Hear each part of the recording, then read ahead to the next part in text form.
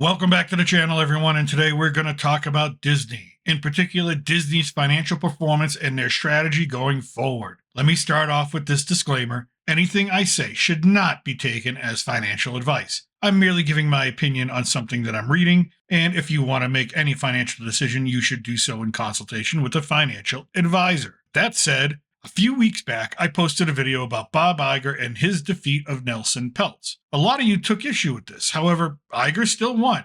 Like it, don't like it, and I don't like it, but he won. He won using underhanded tactics and accounting practices that have since come to light, but he's still there. He's still in charge and making the decisions he wants to make. There's a quote attributed to former New England Patriots head coach Bill Belichick. If you're not trying to cheat, then you're not trying to win. And I think Iger took this to heart. However, the House of Mouse and their House of Cards has begun to really crumble after the recent Q2 earnings report and earnings call. The stock dropped 10% in a day. The week-to-date graph tells you exactly what investors think now. Some are even being very public about Disney Plus and its future. One article posted an interview with a Global X ETF analyst stating, "Don't buy Disney stock, Netflix will win the streaming war." There are already a lot of commentaries on YouTube about this, but they're all missing the bigger picture. They are focusing on Iger's words, a couple of quotes he gave during the earnings call, in particular the quote about focusing more on quality than quantity, about scaling back the amount of television shows and major film releases,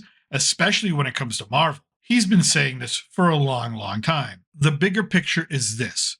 Another article focused on the performance of Disney stock over the years basically called it a dud. Quote, "For its entire history as a publicly traded company, Disney stock generated a total return of 8.9% annualized. This trails the S&P 500's annualized total return of 10.4% over the same span. Disney stock also lags the performance of the broader market over the past 1, 3, 5, 10, 15, and 20-year periods, often by very wide margins." And that's the big picture. Disney stock is not failing right now. Disney stock's basically been failing for years. But being a CEO is like being a lot like a politician. There's a lot of spin when giving out information to investors, and Bob Iger is no different. It always leaves me wondering, does he really believe what he's saying, or is he also just trying to fool himself? So I took a few days to dive into the actual statistics, the numbers, the financials on the publicly released report, and what I found was eye-opening. And let's take a look at some of it. The first item that got my attention is the $1 billion in stock buyback listed on the first page of the report. This is a great thing for investors. Why? Because when any company buys back stock, it decreases the shares available to the public, therefore inflating their worth. It's a trick, a financial sleight of hand, and something members of the federal government have thought about regulating and outright banning as a deceptive financial practice. Simply, how do you make any resource worth more? You make it scarcer. The second item of note for me was the revenue per subscriber for Disney Plus streaming. Yes, Disney Plus gained subscribers, about 6 million, but overall the amount of money per subscriber declined by 15 cents, or 2%. And the international Disney Plus money per subscriber increased 13%, which sounds great, except that number does not include Disney Plus Hotstar in India, which by itself lost 45%. So again, it looks like creative math to me. International should include everything international,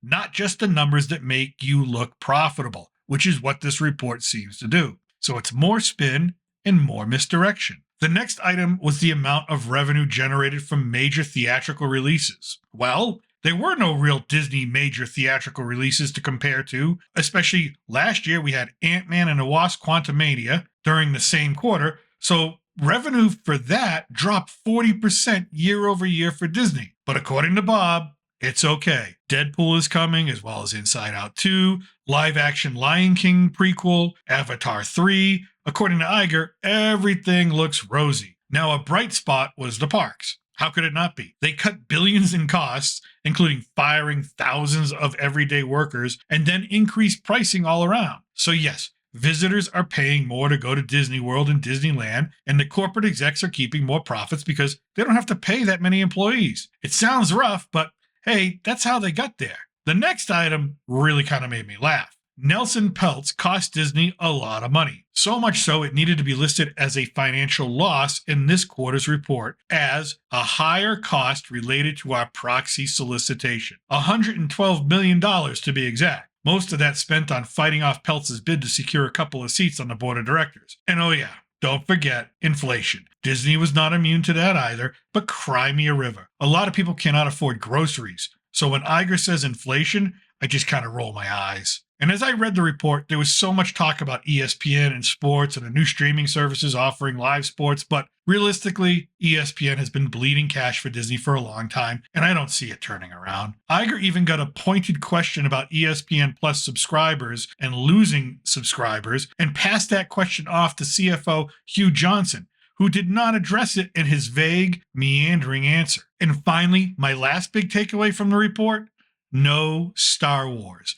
Iger mentioned Marvel and Pixar by name. He did not mention Star Wars. I read the report over 3 times just to be sure.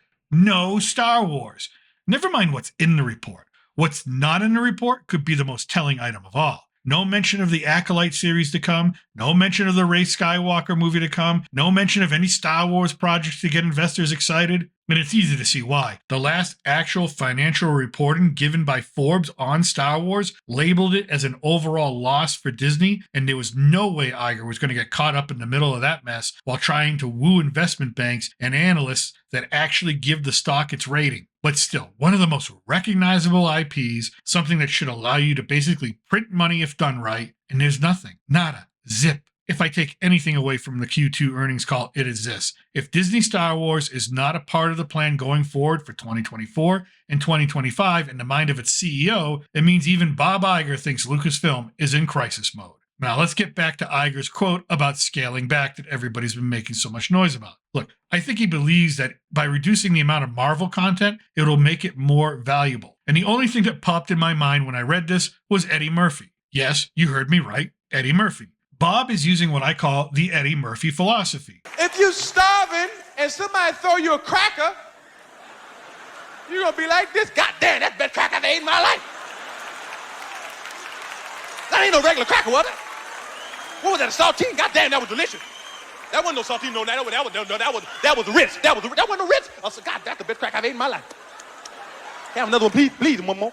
Instead of really focusing on quality, he's banking on making Marvel content scarce, making it rare, or in Eddie's words, making it the best damn cracker we ever had in our life. Because we will have been starving for something new for so long that we won't question it, just give over our money and consume. Deadpool and Wolverine, Ironheart, Agatha House of Darkness, Captain America 4 with the Black Falcon, the Thunderbolts that does not include any of the members of the group from the comics, but a reimagining by Disney. Those are the major Marvel releases forthcoming. You can decide for yourself. We all have different tastes and enjoy different things, so maybe there are a couple of Ritz crackers in there for us all. We'll have to wait and see. And that's what I think. Let me know what you think in the comment section below. Will Disney turn it around? Does the absence of any Star Wars news in this report tell you anything? Thank you for listening. And as always, I'm still your reluctant gringo from south of the border. Salud and a huevo.